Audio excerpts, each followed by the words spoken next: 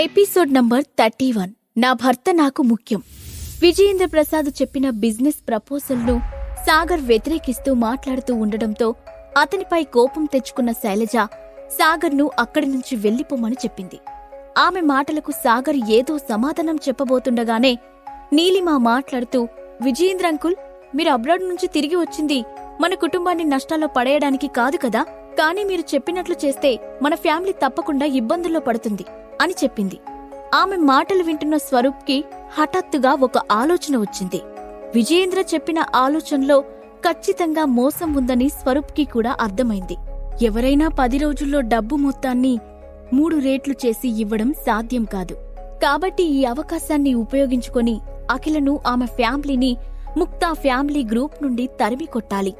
అలా జరగాలంటే ఇప్పుడు ఈ విజయేంద్రకు సపోర్ట్ చేసి గ్రాని చేత డబ్బుని పెట్టుబడి పెట్టించాలి.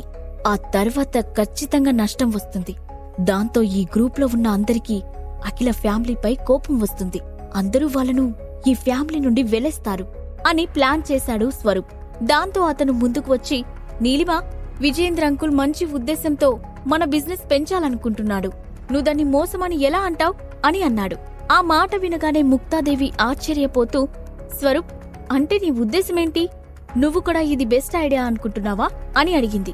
అవును గ్రాని, విజయేంద్ర అంకుల్ చెప్పిన ఐడియా బాగుందని అనిపిస్తుంది. ఇది మనకు వచ్చిన ఒక మంచి అవకాశంగా నేను కూడా అనుకుంటున్నాను అని చెప్పాడు స్వరూప్. కానీ అతని మనసులో ఆల్రెడీ మరో ప్లాన్ రూపుదిద్దుకుంది. ముక్తాదేవి విజయేంద్ర మాట విని ఫ్యామిలీ గ్రూప్ నుండి డబ్బు మొత్తాన్ని ఇన్వెస్ట్మెంట్ చేయడానికి ఇవ్వకముందే కంపెనీ నుండి కొంత డబ్బును ముందు జాగ్రత్తగా తన బ్యాంక్ అకౌంట్కి ట్రాన్స్ఫర్ చేసుకోవాలని నిర్ణయించుకున్నాడు స్వరూప్. అతను తన ప్లాన్తో ఒక్క దెబ్బకు 2 పిట్టల్ని కొట్టాలని డిసైడ్ చేసుకున్నాడు.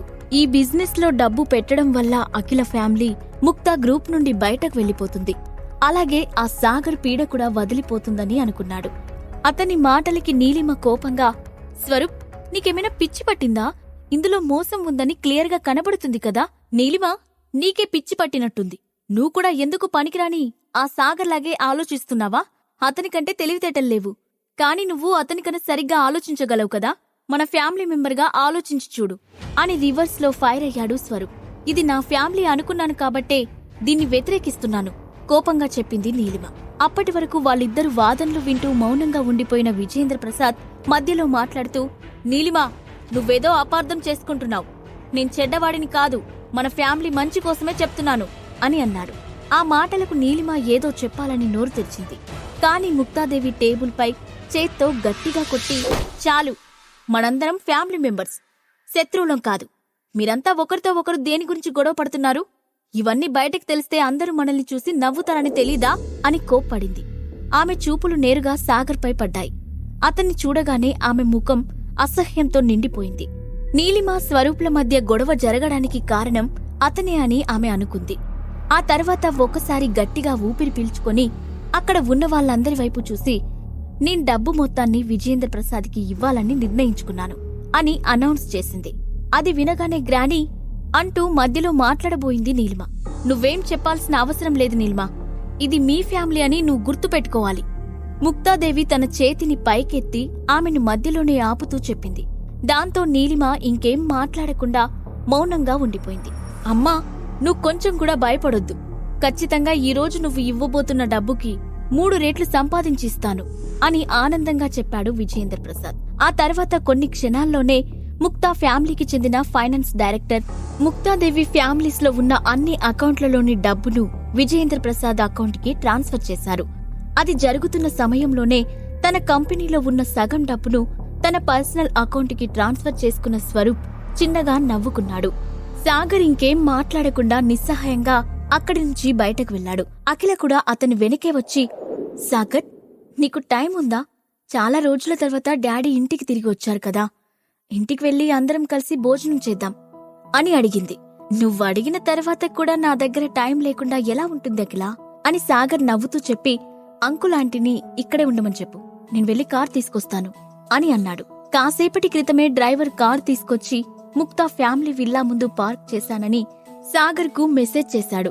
సాగర్ మాట విన్న అఖిల, అంటే ఈ రోజు కూడా మీ బాస్ కార్ తీసుకొచ్చావా అని అడిగింది. అదే సమయంలో ఆమె మనసులో, ఎంత గొప్ప బాస్ అయినా తన దగ్గర పనిచేస్తున్న సబార్డినేట్ కి రోజు కార్ ఎందుకిస్తారు అని అనుమానం కూడా వచ్చింది. అవును అఖిల, మా బాస్కి నేనంటే చాలా నమ్మకం, అందుకే నాకు చాలా వాల్యూ ఇస్తారు. నేను వెళ్లి కార్ తీసుకొస్తాను అని చెప్పి బయటకు వెళ్లాడు. అప్పుడే లోపల నుంచి శైలజతో సహా అఖిల దగ్గరకు వచ్చిన విజయేంద్ర ప్రసాద్ సాగర్ కార్ డ్రైవ్ చేస్తూ రావడం గమనించి ఆశ్చర్యంగా ఆ కార్ వైపు చూసి, సాగర్ ఇంత గొప్పవాడు ఎప్పుడయ్యాడు? ఇంత లగ్జరీ కార్ కూడా కొన్నాడా అని అడిగాడు.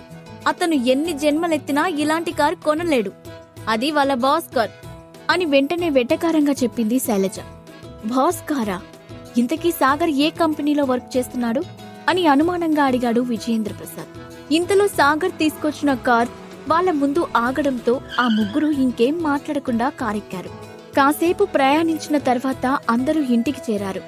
ఇంట్లోకి రాగానే సాగర్ అలసటగా వెళ్లి సోఫాలో కూర్చున్నాడు. అది చూసిన శైలజ కోపంగా, నువ్విలా తీరిగ్గా కూర్చుంటే వంటెవరు చేయాలి? అసలే ఆకలిగా ఉంది, ముందు లేచి వెళ్లి వంట చెయ్యి అని గయ్యమంది. సాగర్ వెంటనే పైకి లేచి, సరే అత్తయ్య అని వంటగదిలోకి వెళ్లాడు. శైలజ, ఎప్పుడు సాగర్ను ఏదో ఒకటి అంటూనే ఉంటావా? కొంచెం విసుక్కున్నట్టుగా అన్నాడు. అప్పుడే లోపలికి వచ్చిన విజయేంద్ర ప్రసాద్. మీకు తెలియదు, అతను ఇన్ని సంవత్సరాల నుండి ఇంట్లో ఊరికే కూర్చొని తినడం తప్ప ఇంకేం పనిచేయలేదు. అలాంటి వారిని తిట్టకుండా ఏం చేయమంటారు అని అసహనాన్ని బయటపెట్టింది శైలజ. సరే అవన్నీ వదిలే అని చెప్పి ఒకసారి వంటగది వైపు చూశాడు విజయేంద్ర ప్రసాద్. సాగర్ అక్కడ కనిపించకపోవడంతో లోపల వంట చేయడంలో బిజీగా ఉండి ఉంటాడని అనుకున్న విజయేంద్ర ప్రసాద్ అక్కడే ఉన్న అఖిల వైపు చూసి, అఖిల, నువ్వు కాసేపు ఇలా వచ్చి కూర్చో, నిన్నీతో ఒక విషయం మాట్లాడాలి అని అన్నాడు. అఖిల వెంటనే తలూపి సోఫాలో కూర్చొని, చెప్పండి డాడీ అని అంది. విజయేంద్ర ప్రసాద్ పక్కనే సైలెంట్ గా కూర్చున్న శైలజ కూడా అతనేం చెప్తాడో వినడానికి ఆసక్తిగా ఎదురుచూస్తుంది. ఇప్పుడు విజయేంద్ర ప్రసాద్ కొంచెం చిన్నగా గొంతు తగ్గించి మాట్లాడుతూ, అఖిల, ఈసారి నేను నా ఫ్యామిలీకి ఒక మంచి అవకాశాన్ని తీసుకొచ్చాను. అదే టైంలో నీ పెళ్లి, మ్యారీడ్ లైఫ్ గురించి కూడా నేను కొన్ని ఇంపార్టెంట్ నిర్ణయాలు తీసుకోవాలని అనుకుంటున్నాను అని చెప్పాడు. అంటే మీ ఉద్దేశమేంటి డాడీ అనుమానంగా అడిగింది అఖిల. చూడు అఖిల, నేను స్ట్రైట్ గా పాయింట్కి వస్తున్నాను. నేను అబ్రాడ్ లో ఉన్నప్పుడు ఒక వ్యక్తిని కలిశాను. అతను చాలా రిచ్. అతని కొడుకు కూడా ఇప్పుడు బిజినెస్ కోసం ఇండియా వచ్చాడు. మన హైదరాబాద్ లోనే ఇన్వెస్ట్మెంట్స్ పెడుతున్నాడు. నువ్వొకసారి వెళ్లి అతన్ని కలిసి మాట్లాడితే బాగుంటుంది అని అన్నాడు. ఆ మాటలకు అఖిల నిర్ఘాంతపోయినట్లుగా చూసింది. సాగర్ను అంతగా ఇష్టపడే తన తండ్రి కూడా ఇలా మాట్లాడటంతో ఆమె షాక్ అయింది. నిజానికి పెళ్లి జరిగి ఇన్ని రోజులవుతున్నా సాగర్ లైఫ్ గురించి ఏమాత్రం సీరియస్ గా తీసుకోకుండా ఇంట్లోనే ఉండడం, అందరి దృష్టిలో పనికిరాని వాడిగా ముద్రపడటాన్ని విజయేంద్ర ప్రసాద్ కూడా అంగీకరించలేకపోయాడు. సాగర్ అంటే అతనికి అభిమానం ఉన్నా కూడా తన కూతురి లైఫ్ గురించి ఆలోచించి ఆమెకు వేరే వ్యక్తితో పెళ్లి చేయాలని కూడా నిర్ణయించుకున్నాడు. అఖిల కాసేపటికి తేరుకొని, డాడీ, మీరేం మాట్లాడుతున్నారో అర్థమవుతుందా? నేను ఇప్పటికే సాగర్ని పెళ్లి చేసుకున్నానని మీకు తెలీదా అని అంది. పెళ్ళైతే ఏమైంది? డివోర్స్ ఇచ్చేయ్. నా ఫ్రెండ్ కొడుకు చాలా మంచివాడు. అతనికి ఇప్పటి వరకు గర్ల్ ఫ్రెండ్ కూడా లేదు. అతనితో నీ పెళ్లి జరిగితే మనమందరం అబ్రాడ్కి షిఫ్ట్ అయి వెళ్లిపోవచ్చు. సాగర్ గురించి కూడా బాధపడాల్సిన అవసరం లేదు. అతనికి ఎలాంటి ప్రాబ్లం రాకుండా నేను చూసుకుంటాను అని చెప్పాడు విజయేంద్ర ప్రసాద్. ఆ మాటలు విని అఖిల తన తండ్రి వైపు కోపంగా చూస్తూ, డాడీ, మీరు నా కోసం ఏ సంబంధం చూడాల్సిన అవసరం లేదు. నేను సాగర్కి డివోర్స్ ఇవ్వను అని సీరియస్ గా చెప్పింది. వెంటనే శైలజ ఆమెను అడ్డుకుంటూ, నువ్వెందుకంత కోపం తెచ్చుకుంటున్నావు? నాకు విషయం చెప్పు. అసలు ఆ సాగర్లో పట్టుమని ఓ 4 మంచి గుణాలైనా ఉన్నాయా? Useless fellow.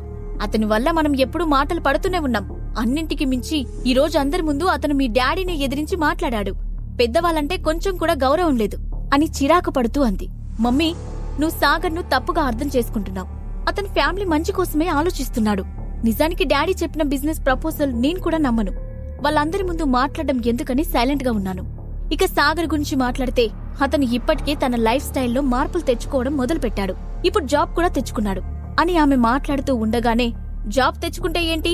అతనికి జాబ్ మాత్రమే వచ్చింది, కానీ లైఫ్ లో సక్సెస్ రాలేదు. అది వస్తుందని నమ్మకం నాకు కొంచెం కూడా లేదు అని అంది. అఖిల, నా మాట విని మీ అమ్మ చెప్పినట్లు సాగర్కు డివోర్స్ ఇచ్చేసేయ్. కావాలంటే అతను బతకడానికి నేను కొంత డబ్బును కూడా అతని అకౌంట్లో వేస్తాను అని అన్నాడు విజయేంద్ర ప్రసాద్. లేదు, మీరెన్ని చెప్పినా సరే నేను సాగర్కి డివోర్స్ ఇవ్వను అని గట్టిగా చెప్పింది అఖిల. అసలు నీ ప్రాబ్లం ఏంటి అఖిల? ఇప్పుడు నువ్వు అతనికి విడాకులు ఇస్తావా లేక అతన్ని ఇప్పుడే ఇంట్లో నుంచి గెంటేయమంటావా అని బెదిరిస్తూ అడిగింది శైలజ. అతను వెళ్లిపోతే నేను కూడా ఇంట్లో ఉండను. ధైర్యంగా తల్లి కళ్ళలోకి సూటిగా చూస్తూ చెప్పింది అఖిల. ఆ మాట వినగానే కోపం పట్టలేకపోయిన విజయేంద్ర ప్రసాద్ ఒక్కసారిగా పెద్దగా అరుస్తూ, చాలఖిల, నువ్వింకేం మాట్లాడడానికి వీల్లేదు. ఈ విషయం గురించి నేను ఫైనల్ డెసిషన్ తీసుకున్నాను. నువ్వు సాగర్కి విడాకులిచ్చి తీరాలి. అలాగే నేను చూసిన వ్యక్తిని కలవాలి. అలాగే మీకు మీ అమ్మకి కలిపి అబ్రాడ్ రావడానికి అవసరమైన ఇమిగ్రేషన్ ప్రొసీజర్స్ అన్ని క్లియర్ చేస్తాను అని చెప్పాడు. తన తండ్రి మాటలకు అఖిల ఏం సమాధానం చెప్పకుండా ఎర్రబడ్డ కళ్ళతో అతన్ని సూటిగా చూసింది. మరోవైపు కిచెన్లో పచ్చిమిర్చి కోస్తున్న సాగర్కు హాల్లో జరుగుతున్నదంతా స్పష్టంగా వినబడుతుంది. సడన్ గా అతని గుండె ఎందుకో వేగంగా కొట్టుకోవడం మొదలైంది. వెంటనే తల తిప్పి కిచెన్ డోర్ వైపు చూశాడు. అతని మనసు చెప్పినట్లే సరిగ్గా అప్పుడే అఖిల డోర్ తీసుకుని లోపలికి వచ్చి సాగర్ చేతిని పట్టుకుని కిచెన్ నుండి బయటకు లాక్కొచ్చి తన తల్లిదండ్రులకు ఎదురుగా నుంచోని, మీరు మీ మనసును మార్చుకున్న తర్వాతే నేను సాగర్తో కలిసి మళ్ళీ తిరిగి ఇంటికి వస్తాను. అయితే నువ్విక తిరిగి రాకపోవడమే మంచిది. ఎదురుగా ఉన్న టేబుల్పై ఫ్లవర్ వాస్ ను విసిరికొడుతూ కోపంగా చెప్పింది శైలజ. నువ్వు మూర్ఖురాలిగా ప్రవర్తిస్తున్నావఖిల, కోపంగా అన్నాడు విజయేంద్ర ప్రసాద్. అఖిల ఏం మాట్లాడకుండా సాగర్ చేతిని పట్టుకుని ఆ ఇంటి గడప దాటింది. ఆమె వెనుకే వచ్చిన శైలజ గట్టిగా ఆ ఇంటి డోర్ క్లోజ్ చేసింది. ఇప్పటి వరకు తన తల్లిదండ్రుల ముందు పౌరుషంగా మాట్లాడిన అఖిల ఒక్కసారిగా అక్కడే మెట్టుపై కూర్చొని 2 చేతులతో ముఖాన్ని దాచుకుని వెక్కి వెక్కి ఏడవడం మొదలుపెట్టింది. సాగర్ ఆమెను చూస్తూ 1 నిమిషం మౌనంగా ఉన్నాడు. ఆమెలో ఉన్న బాధను ఏడుపు ద్వారా బయటకు పోనివ్వడమే మంచిదని అనుకున్నాడు. కాసేపటి తర్వాత నిదానంగా ఆమె పక్కనే కూర్చొని, నువ్వు నాకోసం ఇలా బయటికి రావడం కరెక్టే అని అనుకుంటున్నావా అఖిల అని అడిగాడు. ఆ ప్రశ్నకు అఖిల మెల్లగా తలపైకెత్తి సాగర్ వైపు చూసి, నేను నీకు ఒకటి చెప్తున్నాను, లైఫ్లో ఏం జరిగినా సరే నువ్వు గివప్ చేయకూడదు. నేను నీకోసం బయటకు రావడం కరెక్టే అని నువ్వే ప్రూవ్ చేయాలి అని అంది. ఆ మాట విని అతని హృదయం ఆనందంతో నిండిపోయింది. అఖిల తన కోసం తన తల్లిదండ్రులతో గొడవ పడుతుందని అతను ఎప్పుడూ ఊహించలేదు. అందుకే ఆమెకు ఏం సమాధానం చెప్పకుండా మౌనంగా ఉండిపోయాడు.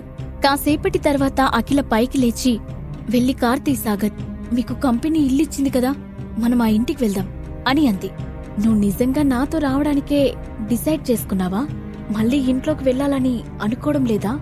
ఆమె ముఖంలోకి చూస్తూ అడిగాడు సాగర్. వాళ్ళు మనసు మార్చుకొని నిన్ను కూడా యాక్సెప్ట్ చేస్తేనే తిరిగి మళ్ళీ ఈ ఇంటికి వస్తానని నేను వాళ్లతో చెప్పేశాను అని అంది అఖిల. ఆమె ముఖం అప్పటికే మొండితనంతో నిండిపోయింది. దాంతో సాగర్ ఇంకేం మాట్లాడకుండా లేచి వెళ్లి కార్ తీశాడు. అఖిల, నువ్వు నిజంగా నాతో ఉండాలనుకుంటున్నావా? నువ్వు దీనికి మెంటల్గా ప్రిపేర్డ్గా ఉన్నావా? కార్ ఆ ఇంటి ముందు నుంచి కదలడానికి 1 క్షణం ముందు కూడా సాగర్ ఆమెను అడిగాడు. ఆ మాటకు అఖిల అతని వైపు అనుమానంగా చూస్తూ, ఇన్నిసార్లు ఎందుకు అడుగుతున్నావు? నన్ను తీసుకెళ్లడం నీకిష్టం లేదా? అలాంటిదేమైనా ఉంటే చెప్పు, ఇప్పుడే దిగిపోతాను అని సీరియస్ గా చెప్పి కార్ డోర్ ఓపెన్ చేసింది. సాగర్తో కలిసి బయటకు వచ్చేసిన అఖిలకు ఎలాంటి నిజాలు తెలియబోతున్నాయి? సాగర్ తాను దాచిన నిజాలన్నింటినీ అఖిల ముందు బయట పెట్టబోతున్నాడా? ఈ ప్రశ్నలకు సమాధానాలు తెలుసుకోవాలంటే నెక్స్ట్ ఎపిసోడ్ వినాల్సిందే.